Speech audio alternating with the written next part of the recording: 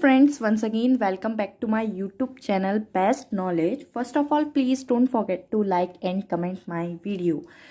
आज हम इस वीडियो में पढ़ेंगे केमिस्ट्री का chapter number 5 BSc first semester में मैकेनिज्म ऑफ ऑर्गेनिक रिएक्शन, जिसमें मोस्ट इम्पॉर्टेंट टॉपिक है कार्बिन्स। वैसे मैं थ्योरी वाले टॉपिक्स अपनी वीडियोस में, अपने लेक्चर्स में बहुत कम एक्सप्लेन करती हूँ। डेरिवेशंस जो होती हैं, प्रूफ वगैरह जो होते हैं वो, या जो समझाने के टॉपिक होते हैं, वही अपनी वीडियोस में, अपने लेक्चर्स में एक्सप्लेन करती हूँ। थ्योरी वाले मैं टॉपिक बहुत कम एक्सप्लेन करती हूँ, बट मेरे पास कमेंट आए थे कि आप कार्बिन्स वाला टॉपिक एक्सप्लेन कर दीजिए, कार्बिन्स वाले टॉपिक के नोट्स दे दीजिए। सो मैंने सोचा कि चलिए इस पर भी एक वीडियो बना देती हूँ अगर डाउट्स आ रहे हैं। सो मैंने ये थ्योरी पूरी नोट कर ली है और अब मैं इसको एक्सप्लेन कर दूँगी तो आपको आई थिंक क्लियर हो जाएगा। सो लेट्स स्टार्ट करते हैं। What is कार्बिन्स। सो सबसे पहले फर्स्ट ऑफ ऑल मैंने यहाँ पर इसका इंट्रोडक्शन लिखा है और इंट्रोडक्शन को कुछ पॉइंट्स में लिखा है, जिससे लर्न करने का मेथड जो होता है वो काफ़ी ईजी हो जाता है। सो मैं आपको यही एडवाइस करूँगी, आप किसी भी पॉइंट को, किसी भी टॉपिक को जब याद करते हैं तो आप उसकी डेफिनेशन को या उसके अंदर जो भी डिफ़ाइन किया गया है उन सारी बातों को पॉइंट्स में लिख लें और उन्हें पॉइंट्स के ही फॉर्म में याद करें, तो आपको वो टॉपिक बहुत ही अच्छे से क्लियर हो जाएगा। ये एक बहुत अच्छी एडवाइस है कि किसी भी टॉपिक को किस तरह से याद करना चाहिए। सो मेरा यही है कि आप उसको पॉइंट्स बनाएं और उसको याद करें। आप पर्टिकुलर डेफिनेशन में वर्ड टू वर्ड याद करते हैं और उसको पढ़ने की कोशिश करते हैं तो वो समझ में नहीं आता है। सो ऐसे करके आप नंबरिंग करके उसको याद कीजिएगा तो वो टॉपिक बहुत ईजी हो जाएगा। तो सबसे पहले कार्बिन्स एक अच्छा खासा इंपॉर्टेंट टॉपिक है और काफ़ी स्टूडेंट्स को प्रॉब्लम फेस करनी पड़ती है इस टॉपिक में, क्योंकि उनके कॉन्सेप्ट क्लियर नहीं होते। सो मैं यहाँ पर कॉन्सेप्ट क्लियर करूँगी। आई थिंक आपके कॉन्सेप्ट क्लियर हो जाने चाहिए इस वीडियो के बाद। सो देखिएगा, सबसे पहले कार्बिन्स के मैंने यहाँ पर इंट्रोडक्शन में लिखा है, कार्बिन्स के कार्बन के बाह्यतम कक्ष में 6 इलेक्ट्रॉन होते हैं। मैंने दोनों लैंग्वेज मिक्स करके लिखी है, इंग्लिश और हिंदी, जिससे कि आपको प्रॉब्लम ना हो। तो कार्बिन्स जो होते हैं, ऑब्वियसली बात है, कार्बन से मिलकर ही बने होंगे। तो कार्बिन्स के कार्बन के बाह्यतम कक्ष में 6 इलेक्ट्रॉन होते हैं, यानी कि कार्बन जो होते हैं, कार्बिन्स में जो कार्बन होते हैं उसके जो सबसे बाह्यतम कक्ष होता है, जो सबसे बाहर वाला कक्ष होता है, जो शेल होता है, उस पर 6 इलेक्ट्रॉन्स होते हैं। ठीक है, फिर इसमें मैंने यहाँ पर ये स्ट्रक्चर बनाया है, जिस तरह से ये वाली लाइन के बाद ये वाला स्ट्रक्चर क्लियर हो जाएगा। इनमें से 4 इलेक्ट्रॉन बॉन्डेड इलेक्ट्रॉन पेयर के रूप में होते हैं, यानी कि ये जैसे कार्बन है उसमें 6 इलेक्ट्रॉन होते हैं, 1 2 3 4 5 6। तो इसमें क्या होते हैं, 4 इलेक्ट्रॉन जो होते हैं वो बॉन्डेड होते हैं, बॉन्डेड इलेक्ट्रॉन पेयर के रूप में होते हैं। ठीक है, और बाकी 2 जो होते हैं वो लोन पेयर का वर्क करते हैं। 2 पॉइंट्स आई थिंक क्लियर हो गए होंगे। थर्ड पॉइंट है, कार्बन में ना ही पॉजिटिव चार्ज होता है और ना ही नेगेटिव चार्ज होता है, ये न्यूट्रल होते हैं। मतलब कि कार्बिन जो होते हैं उसमें ना तो कोई पॉजिटिव चार्ज होता है और ना ही कोई नेगेटिव चार्ज होता है, ये न्यूट्रल होता है। हिंदी में कहते हैं इसे उदासीन होते हैं। इस पर किसी भी प्रकार का कोई भी चार्ज नहीं होता, ना नेगेटिव ना पॉजिटिव। फोर्थ पॉइंट है, highly unstable very short lived, और ये बहुत कैसे होते हैं, हाईली अनस्टेबल होते हैं और वेरी शॉर्ट लिव्ड, और बहुत ही दुर्बल होते हैं। हिंदी में कहेंगे बहुत ही दुर्बल होते हैं ये, और उच्च अस्थायी होते हैं। ठीक है, फिफ्थ पॉइंट में मैंने लिखा है, शेष 2 electron lone pair of electron के रूप में रहते हैं। मैंने अभी बताया ये जो 2 इलेक्ट्रॉन बचते हैं, शेष माने बचे हुए 2 जो इलेक्ट्रॉन्स होते हैं, ये लोन पेयर ऑफ इलेक्ट्रॉन कहलाते हैं, एकाकी इलेक्ट्रॉन युग्म के रूप में रहते हैं। तो कार्बिन्स कुछ नहीं होते, आपको ये 5-6 टॉपिक ही कार्बिन्स में लिखना है और आपकी कार्बिन्स की डेफिनेशन और आपका कार्बिन्स का टॉपिक कंप्लीट हो जाता है। ये 4-5 पॉइंट हैं जो उसमें नीड होती है लिखने की, कि कार्बिन्स के कार्बन में 6 इलेक्ट्रॉन होते हैं, 4 बॉन्डेड इलेक्ट्रॉन होते हैं, 2 लोन पेयर होते हैं। कार्बिन्स पे ना तो पॉजिटिव चार्ज होता है ना नेगेटिव चार्ज होता है, ये हाईली अनस्टेबल होते हैं, वेरी शॉर्ट होते हैं। फुल मार्क्स मिलेंगे आपको, फुल, क्योंकि इसमें जितनी भी इंपॉर्टेंट बात थी वो हमने लिख दी। साथ ही आपको ये कार्बिन्स के पॉइंट्स लिखने के बाद, उसकी डेफिनेशन लिखने के बाद आपको कुछ एग्जाम्पल्स देने होते हैं कार्बिन्स से, तभी उसकी डेफिनेशन कंप्लीट होती है। तो मैंने यहाँ पर 2 एग्जाम्पल लिखे हैं, CH2, यहाँ पे लोन पेयर मैंने शो किया है, यहाँ पर भी शो किया है। लोन पेयर आपको शो करना है, कार्बिन्स वाले जब भी आप एग्जाम्पल लिखेंगे आपको उसमें लोन पेयर को रिप्रेजेंट करना है। और सेकंड मैंने लिखा है CCl2, तो आपको पता है CH2 को बोलते हैं मेथिलीन, या फिर बोल सकते हैं मेथिल कार्बिन। मैंने यहाँ साइड में लिख भी दिया है, मेथिलीन या फिर मेथिल कार्बिन। और CCl2 को बोलते हैं डाईक्लोरोकार्बिन। क्या बोलते हैं, डाईक्लोरोकार्बिन। डाई इसलिए बिकॉज 2 है, डाईक्लोरोकार्बिन। ठीक है, सो ये मैंने बताया आपको कि कार्बिन्स क्या होते हैं। आई थिंक क्लियर हो गया होगा कि कार्बिन्स क्या होते हैं।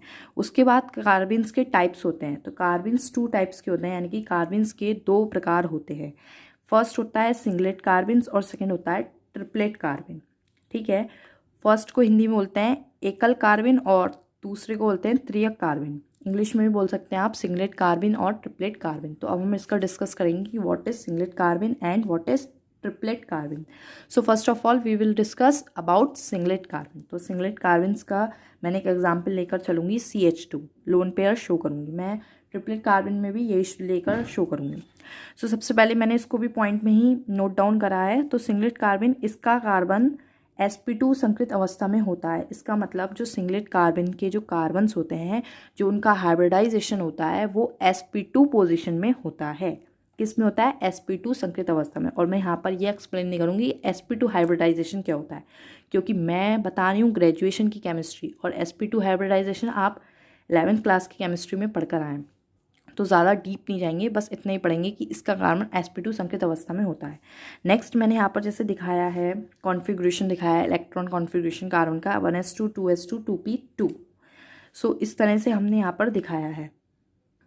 फिर मैंने यहाँ पर देखिएगा ये हाइब्रिडाइजेशन बनाकर भी दिखाया है, जो 11th क्लास का कॉन्सेप्ट है कि 1s2 में 2 इलेक्ट्रॉन फिल होंगे और p वाले कॉलम में जिसमें 3 बनते हैं उसमें इस तरह से एक एक इलेक्ट्रॉन कवर होगा 2s2 का। तो ये sp2 हाइब्रिडाइजेशन है। और इस तरह से इसके जब हम 3 बॉक्स में करेंगे तो 1s2, इधर sp2 वाले ही बॉक्स जो होंगे वो सिर्फ और सिर्फ sp2 वाले बॉक्स में ही इलेक्ट्रॉन फिल किए जाएंगे। p वाले बॉक्स वैकेंट रहेगा, p वाला बॉक्स जो होगा वो खाली रहेगा। ठीक है, तो इस तरह से आपको ये एग्जाम्पल्स दिखाने हैं, ज़्यादा डीप जाने की ज़रूरत नहीं है, बस कॉन्सेप्ट क्लियर रखिएगा, इजी हो जाता है टॉपिक, कोई भी टॉपिक डिफ़िकल्ट नहीं होता। अब इसके आगे मैं आपको इसका स्ट्रक्चर दिखा देती हूँ। मैंने यहाँ इसका स्ट्रक्चर भी बनाया है। ये sp2 संकृत अवस्था में होते हैं, sp2 पोजीशन में होते हैं। तो मैंने यहाँ पर उसका स्ट्रक्चर भी बनाया है। आपको पता है ये p ऑर्बिटल होता है, जो मैंने ये कलर से भरा है, फिल किया है, ये p ऑर्बिटल है। और इसमें मैंने यहाँ पर इस तरह से बनाया है, जो कि मैंने हाइड्रोजन में CH2 है ना, तो ये बीच वाला C और H2, यहाँ पर 2 मैंने H भी दिखाए हैं। ये सब 11th क्लास का कॉन्सेप्ट है, ज़्यादा डीप जाने की इसमें ज़रूरत नहीं है। उसके बाद मैंने यहाँ पर इलेक्ट्रॉन भी फिल करके दिखा दिए हैं, 2 इलेक्ट्रॉन्स यहाँ पर, 1 1 यहाँ पर। इस तरह से मैंने ये स्ट्रक्चर बनाया है। उसके बाद मैंने यहाँ पर सिंगलेट कार्बन लिख दिया है। 2 बॉन्ड पेयर होते हैं, 1 लोन पेयर होता है और वैकेंट ऑर्बिटल होता है। एक वैकेंट ऑर्बिटल होता है जो p वाला ही था, और एक लोन पेयर होता है जिस तरह यहाँ लिखा है, और 2 बॉन्डेड पेयर होते हैं। सो सिंपल था। अब हम नेक्स्ट टॉपिक पे आते हैं अपने triplet carbenes. What is triplet carbenes? तो ट्रिपलेट कार्बिन्स में भी मैंने यही वाला एग्जांपल लिया है CH2। आप कोई और सा भी ले सकते हैं, ये वाला CCl2 डाइक्लोरोकार्बिन भी ले सकते हैं। इसमें मैंने फर्स्ट टॉपिक लिखा है, जिस तरह मैंने इसमें लिखा था कि इसमें सिंगलेट कार्बिन में sp2 हाइब्रिडाइजेशन होता है, ट्रिपलेट कार्बिन में sp संकृत अवस्था में होता है, यानी कि sp हाइब्रिडाइजेशन होता है। सबसे मेन डिफरेंस सिंगलेट कार्बिन और ट्रिपलेट कार्बिन में यही होता है कि इस वाले में sp2 संकृत अवस्था होती है और ट्रिपलेट कार्बिन में sp संकृत अवस्था होती है। इस तरह इसका हमने इलेक्ट्रॉनिक कॉन्फ़िगरेशन बनाया 1s2 2s2 2p2 इसका। फिर इसमें मैंने इसको फिल कराया 1s2 इस तरह से, जैसे मैंने इसमें फिल करा था सिमिलरली। उसके बाद जब हम इसको दिखाएंगे तो इस तरह से दिखाएंगे, बॉक्स में एक इलेक्ट्रॉन यहाँ और एक एक एक एक यहाँ, बिकॉज यहाँ पर sp संकृत अवस्था में है। फिर हम sp में दिखाएंगे तो एक इलेक्ट्रॉन यहाँ, एक इलेक्ट्रॉन यहाँ, और pz वाले में दिखाएंगे एक इलेक्ट्रॉन यहाँ और एक इलेक्ट्रॉन यहाँ। ये सब फिल करेंगे इस तरह से जैसे हम फिल करते हैं। उसके बाद स्ट्रक्चर देखिएगा, स्ट्रक्चर जो बनता है sp संकृत अवस्था का वो इस तरह से बनता है। 2 जो आपके लूप होते हैं वो p के बनते हैं, py और pz के 2 लूप ऐसे करके बनते हैं, जो मैंने शेडेड करके भी दिखाया। और ये ऐसे करके लूप बने हैं जहाँ से हाइड्रोजन अटैच है, ये देखिएगा। ठीक है, उसके बाद कार्बिन्स वाला टॉपिक ख़त्म हो जाता है कि कार्बिन्स क्या है। आपने उसके एग्जाम्पल्स लिख दिए, डेफिनेशन लिख दी और उसके टाइप्स लिख दिए। उसके बाद कभी कभी उसी क्वेश्चन में और आ जाता है, इन दोनों में डिफरेंस बताइए सिंगलेट कार्बिन्स और ट्रिपलेट कार्बिन्स में। तो मैंने इस क्वेश्चन में एक ये टॉपिक और बढ़ा दिया कि difference between singlet carbene and triplet carbenes. तो सबसे पहले मैंने टॉपिक में लिखा है, ये भी देखिए, वही सिंगलेट कार्बिन में sp2 हाइब्रिडाइजेशन पाया जाता है, ट्रिपलेट में sp हाइब्रिडाइजेशन पाया जाता है। इसमें केवल एक असंकृत ऑर्बिटल पाया जाता है, जबकि ट्रिपलेट में 2 असंकृत ऑर्बिटल पाए जाते हैं। इसमें एक लोन पेयर इलेक्ट्रॉन प्रेजेंट रहता है, इसमें lone pair of electron present नहीं रहते। देखिए इसमें एक लोन पेयर था, एक लोन पेयर था, इसमें एक लोन पेयर ऑफ इलेक्ट्रॉन रहता है, इसमें लोन पेयर ऑफ इलेक्ट्रॉन नहीं रहते।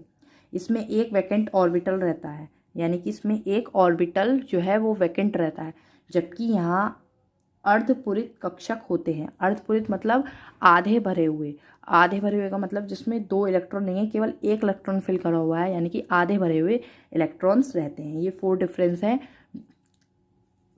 Between singlet carbons and triplet carbons. फिर एक जो मोस्ट इंपॉर्टेंट बात थी वो मैंने नीचे लिखी है, दोनों ही प्रकार के कार्बन्स में 6 इलेक्ट्रॉन्स होते हैं।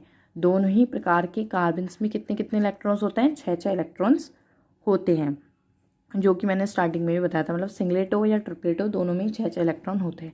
सो आई थिंक फ्रेंड्स ये टॉपिक क्लियर हो गया होगा। कार्बन्स का इतना भी डिफ़िकल्ट नहीं था।